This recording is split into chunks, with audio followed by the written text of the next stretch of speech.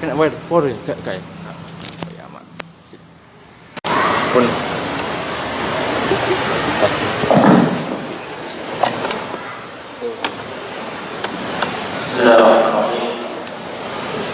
Assalamualaikum warahmatullahi wabarakatuh. Alhamdulillahirabbil alamin. Wassalatu wassalamu ala asyrafil anbiya'i wal mursalin. Nabiyina wa habibina wa qurrati a'yunina Muhammadin wa ala alihi wa ashabihi wa man sara ala nahjihi ila yaumiddin. Allahumma subhanaka la ilma lana innaka antal alimul hakim wa tub alaina innaka antat tawwabur rahim. Rabbi shrah li sadri wa yassir li amri wahlul 'uqdatam min lisani. Alhamdulillah, jamaah rahimani wa rahimakumullah. Malam hari ini Allah Subhanahu wa taala berikan kita kesempatan untuk melanjutkan pembahasan dari kitab Syama'ilun Nabi sallallahu alaihi wasallam atau kitab Syama'il Muhammadiyah yang ditulis oleh Imam At-Tirmidzi rahimahullah taala yang pada tahun 279 Hijriah. Dan insyaallah pada malam hari ini kita melanjutkan pembahasan mengenai rasa malu yang dimiliki oleh Rasulullah SAW. Di mana di sini Imam Nawawi rahimahullah taala beliau menyatakan babun qala al-musannif rahimahullahu taala wa nafa'ana bi amrihi fi darani amin babu ma jaa fi haya'i Rasulillah. Bab penjelasan tentang rasa malu yang dimiliki oleh Rasulullah sallallahu alaihi wasallam. Maka rasa malu merupakan salah satu akhlak yang mulia yang mana disebutkan oleh para ulama al-haya atau rasa malu ini adalah hulmun yab'u 'ala tajaddudil qabih wa yaqumu 'ala ijabil hasan. Rasa malu yang dipuji oleh Rasulullah SAW, diamalkan oleh Rasulullah SAW adalah rasa malu yang mendorong seseorang tersebut untuk berusaha menjauhi hal-hal yang buruk dan mendorongnya untuk melakukan hal yang baik. Maka ini adalah rasa malu yang dipuji, rasa malu yang dipuji, yaitu ketika rasa malu tersebut mendorong seseorang untuk menjauhi keburukan dan melakukan kebaikan. Dalam artian ini adalah rasa malu yang positif, karena ada rasa malu yang negatif. Ada rasa malu yang negatif, di mana beberapa hal yang negatif seperti ketika seorang malu untuk belajar, ketika orang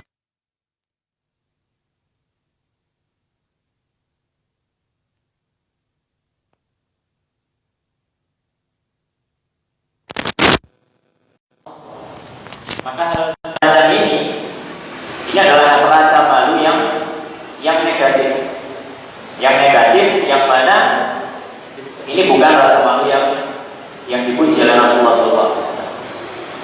Maka di sini Imam At-Tirmidzi rahimahullah taala menyebutkan ada dua hadis di dalam bab ini, di mana beliau mengatakan hadis yang pertama dalam bab ini adalah hadis 358. Qala haddatsana Mahmud ibn Ghailan qala haddatsana Abu Dawud qala haddatsana Syu'bah an Qatadah qala. Dari Qatadah beliau mengatakan sami'tu Abdullah ibn Abi Utbah yuhadditsu an Abi Sa'id al-Khudri. Aku mendengar Abdullah bin Abi Utbah menceritakan dari sahabat Abu Sa'id al-Khudri radhiyallahu taala anhu. Qala, sahabat yang mengatakan kana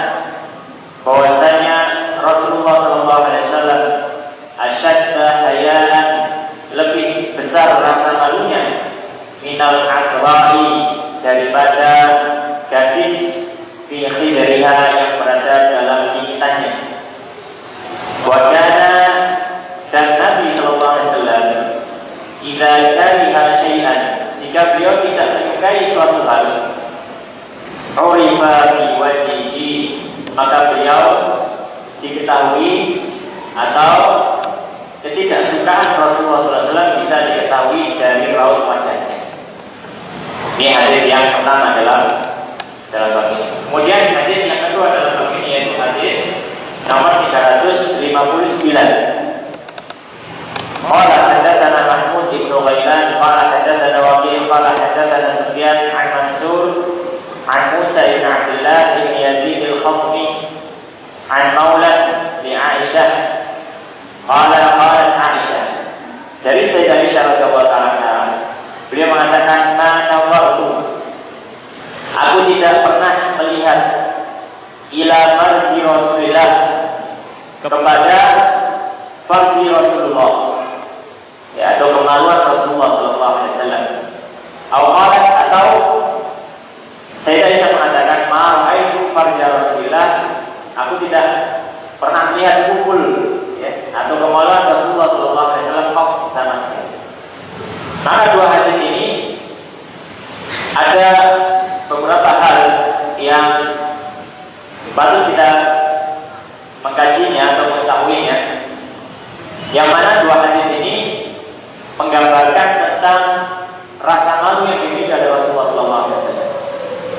Hadis yang pertama tadi menceritakan bahwasanya rasa malu yang dimiliki Rasulullah SAW itu seperti rasa malu atau bahkan mengalahkan rasa malu seorang gadis yang berada di gigitannya. Syaddu minal adrab fi khidriha. Yang mana kita ketahui bahwasanya gadis, ya, kalau anak gadis zaman dahulu, ya, sekarang sudah tidak bisa dibandingkan lagi. Anak gadis sekarang sudah ya, kebanyakan sudah rasa malunya berkurang. Jadi kalau anak gadis yang zaman dahulu, apalagi di zaman Nabi sallallahu alaihi wasallam, ya, mereka itu ingin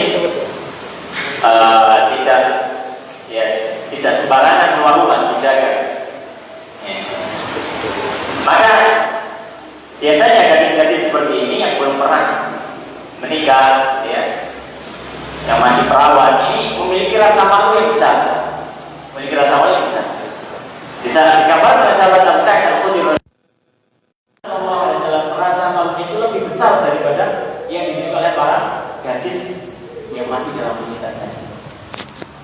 Pelajarannya di sini bahwasanya kita mengetahui bahwasanya Nabi sallallahu alaihi wasallam ini memiliki rasa malu yang besar.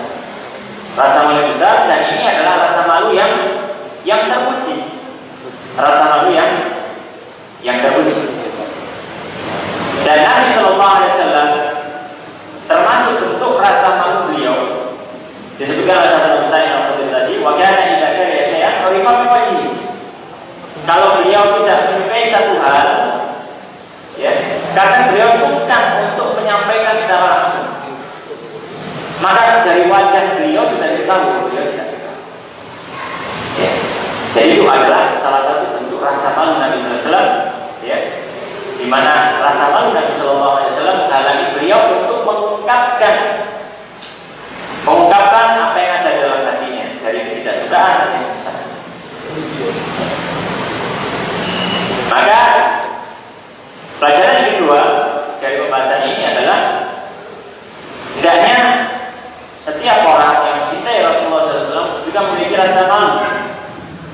Dalam artian rasa malu yang baik, yang positif.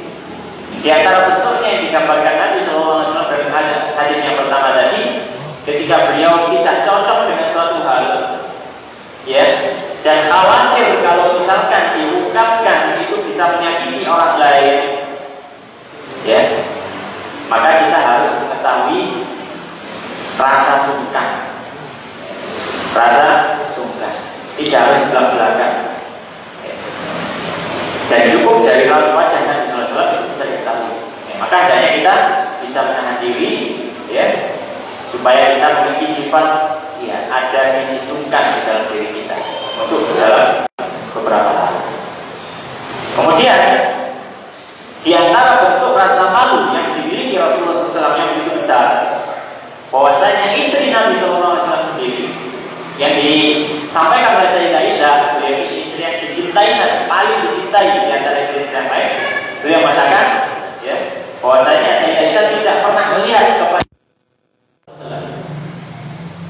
padahal biasanya kalau suami istri, ya, itu sudah hal yang biasa, ya, melihat seluruh bagian tubuhnya. Para ulama juga menyampaikan, ya, bahwasanya tidak ada batasan aurat antara suami dan istri. Ya, secara fikih tidak ada batasan aurat. Kalaupun melihat farji suaminya atau istrinya, maka bukan suatu dosa. Tapi Nabi Shallallahu Alaihi Wasallam rasa malu beliau besar, bahkan terhadap istrinya sekalipun. Ya. Makanya beliau tadi menyebutkan bahwasanya beliau tidak ingin, ya, farji beliau dilihat oleh siapapun, bahkan istri, bahkan istri. Ini menggambarkan bagaimana rasa malu yang dimiliki Rasulullah SAW begitu besar. Ya. Bahkan di sebagian kitab menyebutkan, ya, termasuk hal yang hendaknya bisa dihindari, ya. Dalam kitab-kitab akhlak, kitab-kitab adab, biasanya disebutkan, terkadang disebutkan dan menyebutkan, ya, termasuk hal yang hendaknya dihindari adalah melihat kepada farji orang lain, ya. Farji orang lain, meskipun itu suami istri, ya. Meskipun itu apa? Suami istri. Tapi kalaupun melihat, maka secara fikih maka tidak berdosa, maka tidak ada, karena tidak ada batasan aurat antara suami dan istri. Kunna libasun lakum wa antum libasun lahum. Baik, ini adalah bab tentang rasa malu yang dimiliki oleh Rasulullah Sallallahu Alaihi Wasallam. Kemudian bab yang berikutnya, qala al-musannifu rahimahullahu taala, babun, bab yang baru, majaa fi hijamati Rasulillah, penjelasan tentang berbekamnya Nabi Sallallahu Alaihi Wasallam. Ya, pembahasan berikutnya adalah tentang bekamnya Nabi Sallallahu Alaihi Wasallam. Ya. Maka di sini beliau menyebutkan beberapa hadis, ya, dalam bab bekam ini. Beliau mulai dari hadis yang ke-360. Qala hadatsana Ali bin Hujr qala hadatsana Ismail bin Ja'far an Humaid qala su'ila Anas bin Malik. Ditanya sahabat Anas bin Malik radhiyallahu anhu an kasbil hajjam, tentang upah yang diperoleh oleh tukang bekam. Ya, kalau kita gambarkan orang bekam zaman dulu beda dengan zaman sekarang. Kalau bekam zaman sekarang pakai yang gelas itu, yang mirip gelas itu, pakai sudah dibuatkan alat bekam khusus, ya, cuma pakai kop gitu, ya, itu sudah. Tapi kalau zaman dulu mereka mau bekam itu biasanya dibuat dari tandu hewan, ya, tandu hewan, kemudian ujungnya dikasih lubang, kemudian disedot. Jadi disedot pakai mulut orang yang bekam. Ya.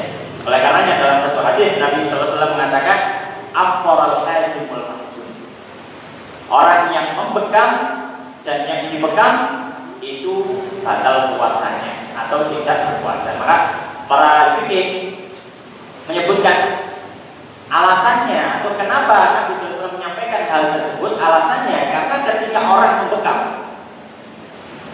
ya, ketika orang membekam itu yang disebutkan darah. Khawatirnya ketika dia membekam di siang hari di bulan Ramadan ada darah yang tertelan. Makanya Nabi menyampaikan afdalul hajim al-mahjum. Meskipun itu tidak membatalkan, termasuk hal yang makruh ketika orang berpuasa berbuka. Ya, alasannya seperti itu. Baik, maka itu adalah bentuk bekam di zaman dulu. Ya, termasuk di zaman Nabi SAW. Maka di sini sahabat Anas bin Malik radhiyallahu anhu pernah ditanya tentang upah yang diperoleh oleh orang yang membekam. Ya. Maka di sini sahabat Anas bin Malik radhiyallahu anhu beliau menyampaikan, ihtajama Rasulullah, telah berbekam Rasulullah sallallahu alaihi wasallam. Hajamahu Abu Thaibah, yang membekam beliau adalah Abu Thaibah, nama tukang-tukangnya Abu Thaibah. Fa'amara lahu bi sa'aini min ta'amin. Kemudian Nabi sallallahu alaihi wasallam memerintahkan untuk memberikan kepada Abu Thaibah 2 sak dari makanan. Ya, zaman itu kandung ini populer. 2 sak dari makanan. Ya, kalau 1 sak sekitar itu berat, maka 2 sak sekitar 6 kilo. Wa kallama ahlahu, dan Nabi sallallahu alaihi wasallam berbicara kepada keluarga dari Abu Thaibah. Jadi Abu Thaibah ini seorang budak ya. Dan budaknya ini punya pekerjaan gitu. Ya, punya pekerjaan. Fawadhu anhu min kharajihi, ya. Dan ketika Nabi SAW berbicara kepada keluarganya atau kepada pemilik Abu Thaibah tadi, ya, tuannya Abu Thaibah, maka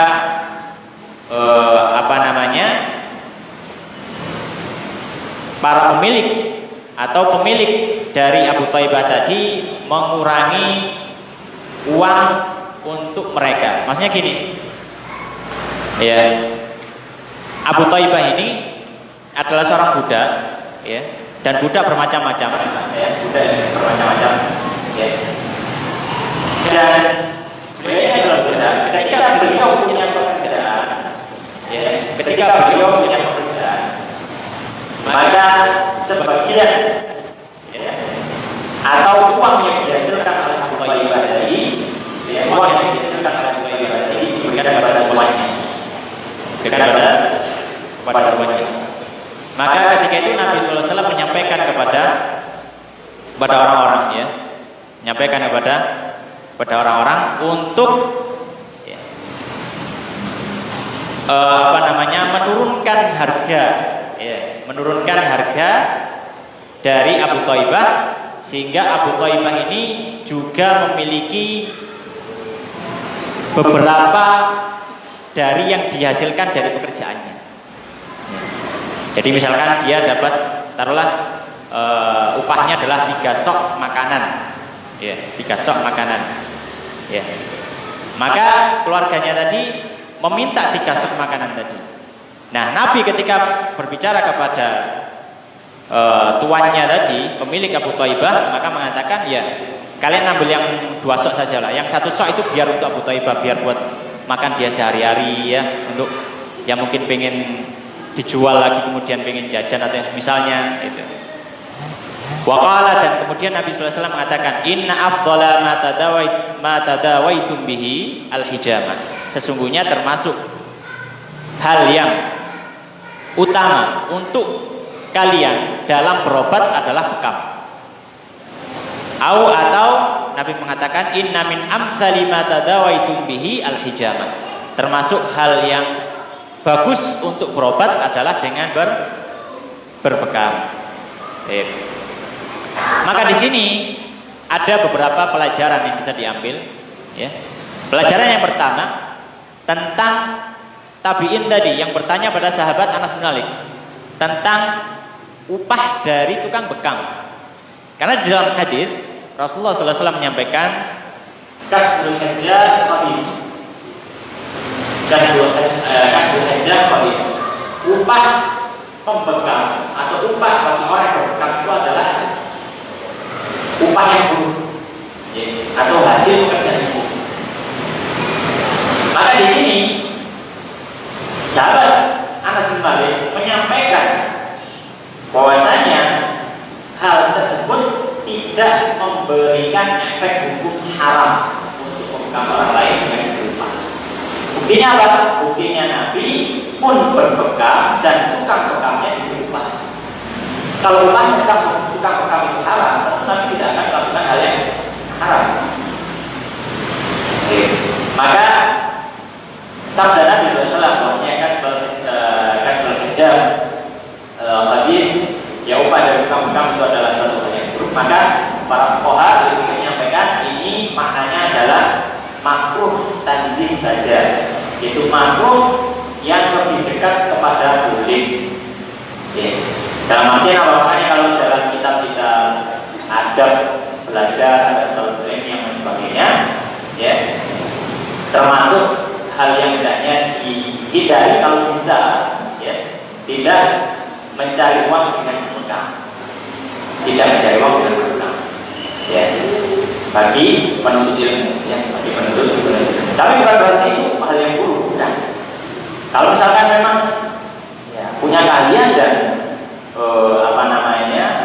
dia mendapatkan penghasilannya sehari dari situ, ya boleh saja, tidak masalah. Tapi kalau misalkan ada pekerjaan yang lain, ya, maka tentu lebih utama dia melakukan pekerjaan yang lain. Baik, ini adalah pelajaran pertama. Jadi untuk masalah kasbul hajam tadi, yaitu upah dari orang yang buka, itu diperbolehkan, ya. Itu diperbolehkan, bukan suatu hal yang haram, karena Nabi sendiri pernah berkata. Kemudian pelajaran yang kedua dari hadis ini, bahwasanya termasuk pengobatan, ya, pengobatan yang bagus adalah bekam. Ya, termasuk pengobatan yang bagus adalah bekam. Ya, dan ini juga sudah diteliti oleh orang-orang pada acara ini, bahwasanya memang berbekam itu memiliki efek-efek yang baik dan termasuk pengobatan yang bagus juga, ya. Al-Fas juga, ya, yang mulai ramai lagi, ya, dan seterusnya.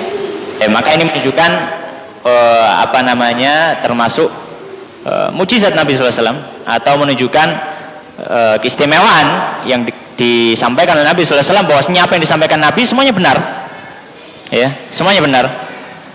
Nabi SAW bukan tukang bekam, beliau juga bukan ahli pengobatan, tapi Nabi menyampaikan seperti itu. Bekam ini termasuk pengobatan yang utama, dan memang benar ketika diteliti memang termasuk cara pengobatan yang bagus juga, ya. Maka di sini menunjukkan apa? Menunjukkan salah satu mukjizat Nabi SAW, bahwasanya apa yang disampaikan beliau adalah benar. Di antara pelajaran yang lain dari hadis ini adalah diperbolehkan seorang untuk berbekam, ya, diperbolehkan seorang untuk berbekam. Kemudian hadis yang berikutnya, hadis yang ke-361. Qala hadatsana Amr bin Ali qala hadatsana Abu Dawud qala hadatsana Warqa ibnu Umar an Abdul A'la an Abil Jamilah an Ali, dari sahabat Ali radhiyallahu ta'ala anhu, anna Nabi sallallahu alaihi wasallam beliau berkata, wa amani, dan perintahkanku fa'qaitu hajjat ajrahu, dan saya memberi atas perintah Nabi kepada tukang bekam tadi upah beliau, atau upah tukang bekam tadi. Maka di sini faedahnya sama dengan hadis yang sebelumnya, bahwasanya upah tukang bekam itu adalah halal dan diperbolehkan, ya, halal dan diperbolehkan, ya. Hanya saja memang sebagian ulama menyampaikan, ya, kalau misalkan ada pekerjaan yang lain, ya, ada pekerjaan yang lain, ya, tidak bergantung kepada membekamnya tersebut. Kemudian hadis yang berikutnya, hadis yang ke-362. Qala hadatsana Harun ibnu Ishaq Al-Hamdani qala hadatsana Abdah an Sufyan Ats-Tsauri an Jabir an Sa'bi an Ibn Abbas radhiyallahu ta'ala anhuma qala, dari sahabat Ibnu Abbas beliau mengatakan, innan Nabi, bahwasanya Nabi sallallahu alaihi wasallam ihtajama 'alal akhda'aini, Nabi sallallahu alaihi wasallam membekam atau berbekam pada akhda'ain, ya. Jadi akhda' itu urat darah yang ada di samping dari leher. Jadi kalau bagian belakang ini, ya, di belakang yang samping-samping, itu adalah akhda', ya. Ya kurang lebih seperti itu, ya. Kalau yang pas titiknya ya mungkin tukang bekam yang tahu, ya, kalau saya nggak tahu. Jadi pokoknya di samping-samping leher sini, yang bagian agak belakang, itu akhda'ain. Wa bainal katifaini, dan di antara dua pundak, ya, jadi pas tengah-tengah, ya, jadi titik penghubung antara leher dengan pundak, dengan tubuhnya, di sini juga. Jadi dibekam 3 gitu.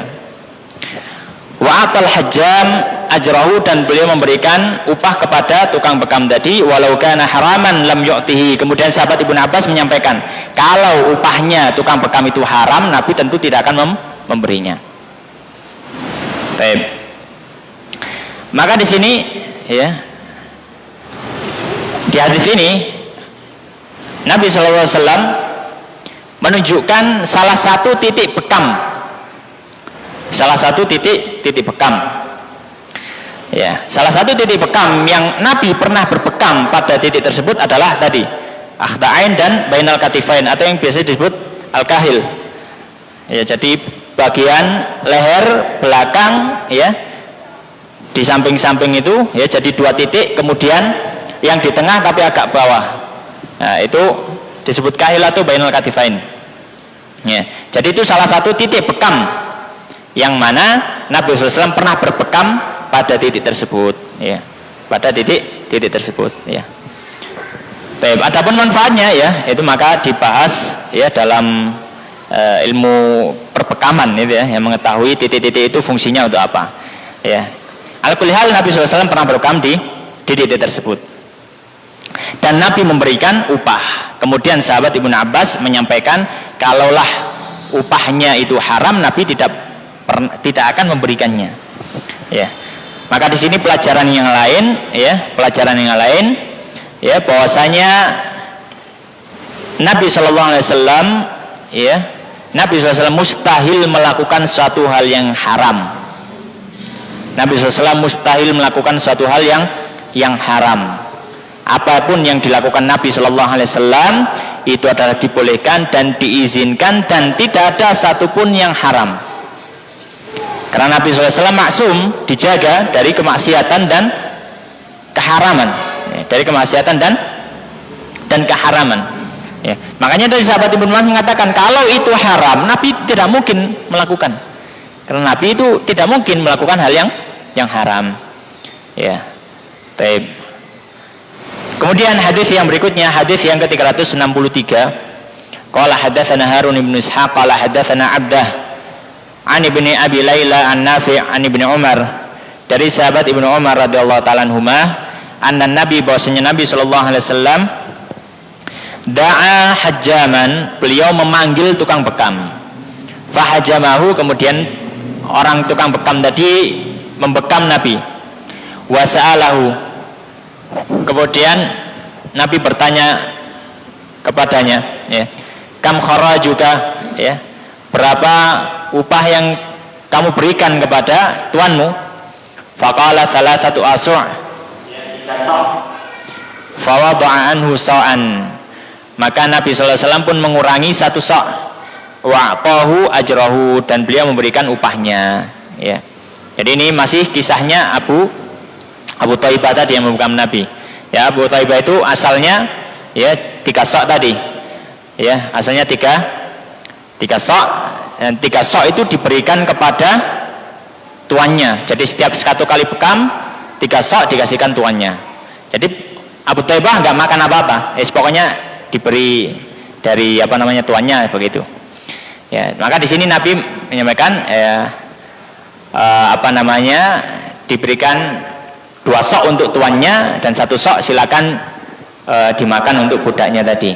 Ya, dimakan untuk budaknya tadi. Maka di sini pelajarannya sama dengan pelajaran sebelumnya, ya, bahwasanya hasil atau upah dari tukang bekam itu adalah halal, ya, bukan suatu hal yang haram. Ya, bukan suatu hal yang haram.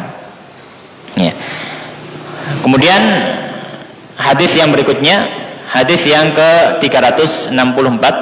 Qala hadatsana Abdul Quddus ibnu Muhammad al-Attar al-Basri qala hadatsana Amr ibnu Asim qala hadatsana Hammam wa Jarir ibnu Hazim qala hadatsana Qatadah an Anas bin Malik, dari sahabat Anas bin Malik radhiyallahu ta'ala anhu, qala, beliau mengatakan, kana Rasulullah, bahwasanya Rasulullah SAW yahtajimu fil akhda'aini, Nabi SAW berbekam pada akhda'ain tadi, 2 titik yang ada di samping leher, wal kahil, dan 1 titik yang berada di pangkal leher yang bawah, ya, yang bagian belakang. yaitu di antara dua pundaknya. Ya. Wa kana yahtajimu, kemudian Nabi sallallahu alaihi wasallam biasanya beliau berbekam li sab'a asyrah, pada tanggal 27 wa tis'a asyrah, dan tanggal 29 wa ihda wa ishrun, dan pada tanggal 21, ya, pada tanggal 21. Maka di sini ada pelajaran baru yang kita dapatkan tentang tanggal yang biasanya Nabi SAW bekam. Ya. Jadi beliau menentukan tanggal-tanggal ini. Ya, dan sebenarnya nggak menentukan, tapi biasanya Nabi berbekam di tanggal itu. Bukan berarti di tanggal lainnya tidak diperbolehkan. Ya, diperbolehkan, tapi biasanya Nabi berbekam di tanggal ini. Yaitu tanggal 27, tanggal 29, afan kok 27 ya. Sab'a asyrah itu 17 afan ya. Tanggal 17, tanggal 19 dan tanggal 21 ya, afan. Jadi beliau berbekam tanggal 19, tanggal 17 dan tanggal 21. Jadi di tanggal-tanggal ini, tanggal-tanggal ganjil ini beliau berbekam. Ya. Maka di sini ada pelajaran, ya, termasuk termasuk hal yang dianjurkan ketika berbekam adalah mengikuti bekam yang biasanya Nabi SAW berbekam pada tanggal tersebut, yaitu tanggal 17, tanggal 19 dan tanggal 21. Ini adalah tanggal-tanggal yang biasanya Nabi SAW berbekam. Ya. Tapi ini bukan pembatasan, ya, boleh berbekam di tanggal yang lain. Ya. Apabila memang misalkan ada seorang yang menyampaikan ini hendaknya harus dibekam sekarang supaya supaya selamat sekarang misalkan, ya, kalau seperti itu, ya, maka boleh berbekam tanggal manapun. Baik. Kemudian hadis yang berikutnya, hadis yang terakhir pada bab berbekam ini, yaitu hadis yang ke-365. Qala haddatsana Ishaq ibn Mansur qala anba'ana Abdul Razzaq an Ma'mar an Qatadah an Anas bin Malik, dari sahabat Anas bin Malik radhiyallahu ta'ala anhu, anna Rasulullah, bahwasanya Rasulullah sallallahu alaihi wasallam ihtajama, beliau berbekam, wa huwa muhrim, dan beliau dalam kondisi ihram. Ya. Bimalalin, dan beliau ketika itu berada pada Malal. Malal itu sebuah tempat yang berada di antara kota Mekah dan kota Madinah di zaman itu, ya. Ya, yang berada di antara kota Mekah dan kota Madinah. Ala dhahril qadami, dan beliau berbekam di telapak tangan di telapak kaki bagian punggungnya. Ya, jadi punggung telapak kaki. Ya. Jadi telapak kaki bagian atasnya, di situ yang dibekam. Baik. Maka di sini ada pelajaran. Yang pertama, boleh seorang itu berbekam dalam kondisi ihram, ya, boleh seorang itu berbekam dalam kondisi ihram jika tanpa menghilangkan rambut atau bulu yang ada pada dirinya. Maka kalau berbekam di kepala nggak boleh. Kenapa? Kalau berbekam di kepala kan harus dicukur rambutnya, nggak boleh. Ya, nggak boleh. Karena itu termasuk hal yang dilarang ketika orang ihram, baik umroh atau haji, termasuk hal yang dilarang adalah menghilangkan bulu atau rambut yang ada pada tubuhnya. Maka termasuk hal yang diharamkan, yang tidak diperbolehkan. Ya. Maka di sini Nabi SAW ketika berbekam di kakinya, yang telapak kaki, kan nggak ada bulunya di situ, ya. Baik.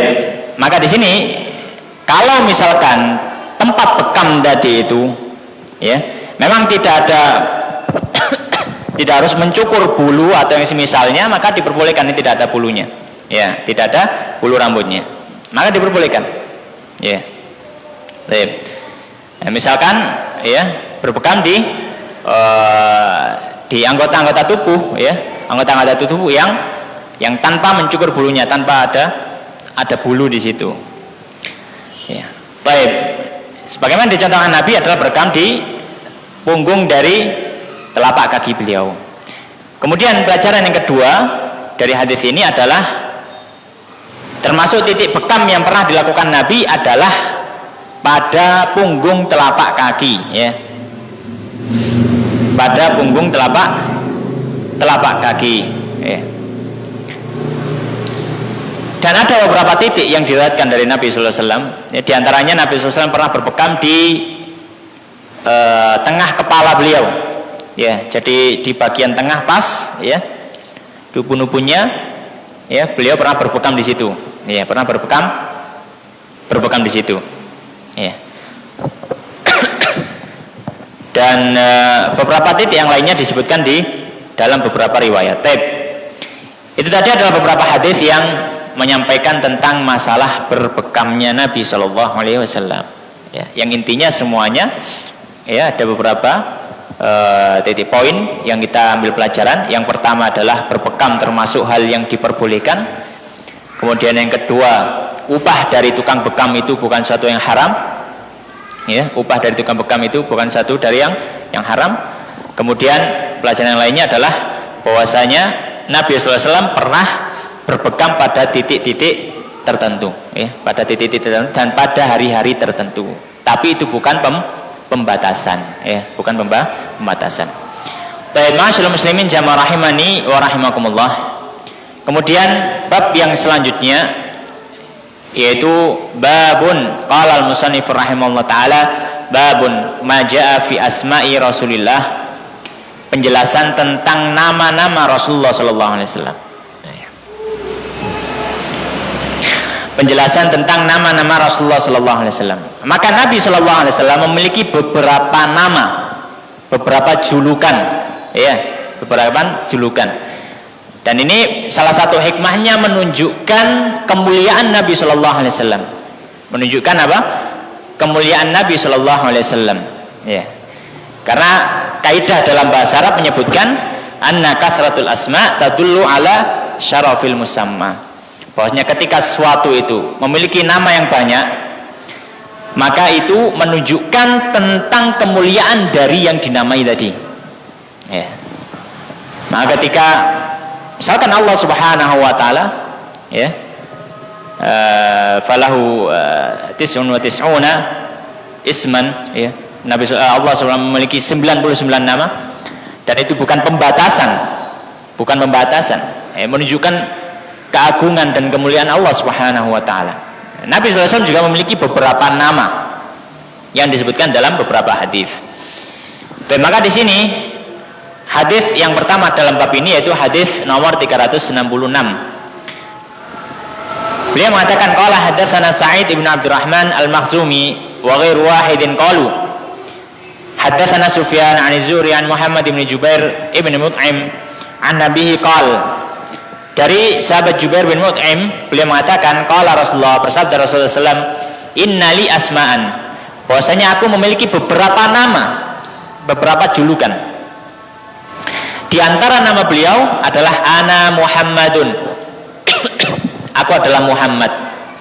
Muhammad berasal dari akar kata hammada yuhammidu, ya, yang maknanya Muhammad itu adalah yang terpuji, ya. Muhammad adalah suatu atau seorang yang terpuji. Maka nama Muhammad, ya, nama Muhammad ini menunjukkan bahwasanya Nabi SAW adalah orang yang terpuji, ya, terpuji baik namanya dan kepribadian beliau juga. Jadi bukan kata-kata orang yang namanya kebalikan dari kepribadiannya, ya. Namanya soleh tapi nggak soleh sama sekali, ya. Nabi SAW tidak. Nama beliau cocok dengan orangnya, ya. Wa ana Ahmad, dan aku adalah Ahmad. Nah, ini nama lain, ya. Dan ini disebutkan dalam Al-Qur'an, ya. Di dalam surat As-Saff Allah SWT menyebutkan ketika Nabi Isa alaihissalam menyampaikan kepada Bani Israel, ya, bahwasanya beliau adalah utusan yang mana nanti datang setelahnya seorang utusan terakhir, ya, min ba'di ismuhu Ahmad, ya, seorang nabi yang namanya adalah Ahmad. Nah, itu salah satu nama Nabi sallallahu alaihi wasallam. Wa anal mahi, dan aku adalah al-mahi. Apa al-mahi? Alladzi yamhullah, yang mana Allah menghapuskan bi, dengan diriku, al-kufra, kekufuran. Ya, dari salah satu nama Nabi adalah al-mahi. Maksudnya al-mahi adalah nabi sebagai sarana yang bisa menghapuskan kekufuran, tentu dengan izin Allah Subhanahu wa taala. Wa anal hasyir, dan aku adalah al-hasyir. Al-hasyir apa? Al-hasyir alladzi yuhsyarun nas. Dia adalah, atau al-hasyir maknanya adalah yang mana manusia dikumpulkan ala qadami, ya, ala qadamayya, ya, pada kedua kakiku. Maknanya adalah manusia semuanya tunduk kepada Nabi Sallallahu Alaihi Wasallam. Ya, manusia semuanya tunduk kepada Nabi Sallallahu Alaihi Wasallam. Ya, nama Nabi yang keempat, al-hasyir. Wa anal aqib, dan aku adalah al-aqib. Apa al-aqib? Al-aqib alladzi laisa ba'dahu nabiyyun. Yang kelima adalah nama Nabi al-aqib, yaitu yang maknanya adalah tidak ada setelah beliau nabi yang lain. Ya, maka bila ada yang mendakwah, ya, atau mendakwa dirinya adalah seorang nabi, maka dia bisa dipastikan adalah orang yang berdusta, ya, termasuk orang yang berdusta dengan dusta yang besar. Ya. Dalilnya adalah bahwasanya salah satu nama Nabi SAW adalah Al-Aqib. Disebutkan oleh Nabi Al-Aqib, maknanya adalah tidak ada nabi setelah beliau Sallallahu Alaihi Wasallam. Baik, hadis yang berikutnya, hadis yang ke-367 tentang bab ini. Qala haddatsana Muhammad ibnu Tarif Al-Kufi qala haddatsana Abu Bakar ibnu Ayyash an Asim an Abi Wa'il an Hudzaifah. Dari sahabat Hudzaifah radhiyallahu ta'ala anhu, qala beliau mengatakan, laqitun Nabi, aku bertemu dengan Nabi sallallahu alaihi wasallam fi ba'di turuqil Madinah, di sebagian atau di salah satu jalan-jalan Madinah. Faqala, kemudian Nabi menyampaikan kepadaku, ana Muhammad, namaku adalah Muhammad, wa ana Ahmad, dan namaku adalah Ahmad, wa ana Nabiyur Rahmah. Nah, ini panggilan Nabi yang lain, yaitu apa? Nabiyur Rahmah, ya, Nabi kasih sayang. Yang mana kasih sayang Nabi Sallallahu Alaihi Wasallam, ya, kepada manusia, kepada umatnya wabil khusus, ya, itu begitu besar, ya. Ya. Maka apa yang dibawa Nabi Sallallahu Alaihi Wasallam semuanya adalah bentuk kasih sayang kepada manusia, bahkan alam semesta. Meskipun dalam pandangan manusia itu sepertinya bukan kasih sayang, ya, itu sepertinya apa? Bukan kasih sayang. Kenapa kok bisa seperti itu? Karena perbedaan sudut pandang. Kalau orang sudah berbeda sudut pandang, ya, kalau orang misalkan melihat HP, ya, misalkan seperti ini, dilihat dari sisi ini, oh dia lebar, tapi kalau dari samping tipis. Nabi juga itu. Nabi itu melihat manusia dan alam semesta membawa kasih sayang, rahmat. Tentu dengan sudut pandang kenabian dan sudut pandang wahyu. Tapi orang-orang musyrik merasa bahwasannya Nabi ini ancaman. Demikian juga para khalifah setelahnya yang melakukan ekspansi ke negeri-negeri yang berada di samping Jazirah Arab, ke Persia, ke Romawi dan seterusnya. Maka melihat ini ancaman. Ya, ini ancaman. Ya, tapi kita sampaikan bahwasanya apa yang dibawa Nabi itu semua syariatnya adalah bentuk kasih sayang. Bahkan yang terlihat mengerikan, hukum bunuh, potong tangan, ya, terlihat mengerikan, itu semua adalah kasih sayang. Hanya saja kita tidak bisa ya, kita beda sudut pandangnya, oleh karenanya menjadi apa? Menjadi salah dalam memandang hal tersebut. Tapi apa yang dibawa oleh Nabi SAW adalah kasih sayang. Wa nabiyyu taubah, dan Nabi taubat, ya. Wa nabiyyu taubah, Nabi taubat, ya. Karena Nabi SAW dalam riwayat disebutkan bahwasanya beliau beristighfar dan bertaubat kepada Allah dalam satu hari itu 70 kali, bahkan lebih, ya, dalam berarti 100 kali.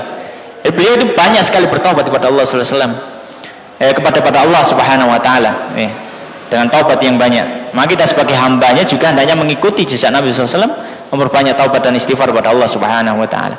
Wa anal mukaffa, dan aku adalah al mukaffa. Apa maknanya mukaffa? Al mukaffa itu adalah disebutkan oleh para ulama, alladzi qafa athara man sabaqahu minal anbiya. Ya, yaitu orang yang mengikuti jejak para nabi sebelumnya.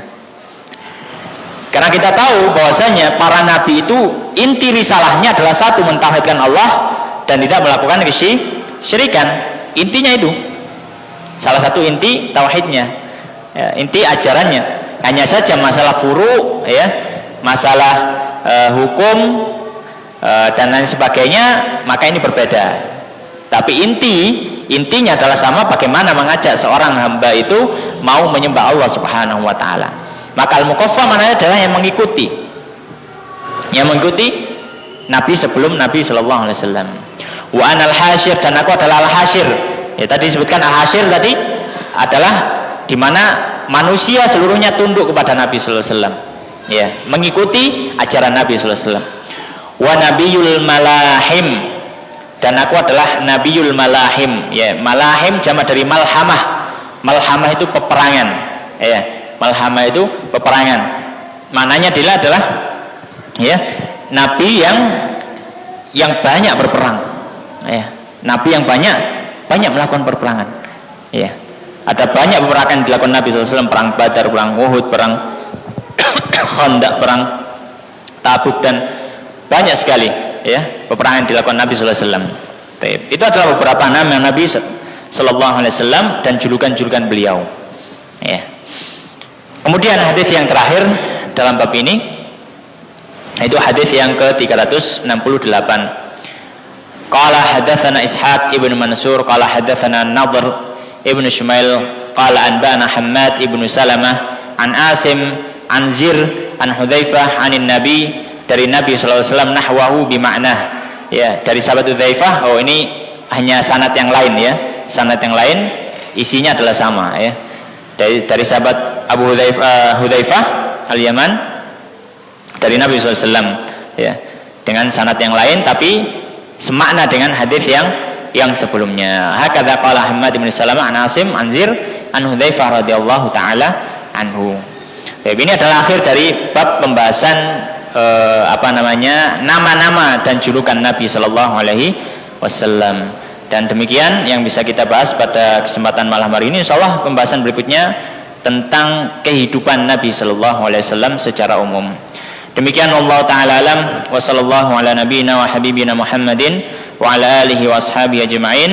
Kita tutup dengan doa kafaratul majelis. Subhanakallahumma bihamdika asyhadu an la ilaha illa anta astaghfiruka wa atubu ilaik. Wa akhiru da'wana alhamdulillahirabbil alamin. Wassalamualaikum warahmatullahi wabarakatuh.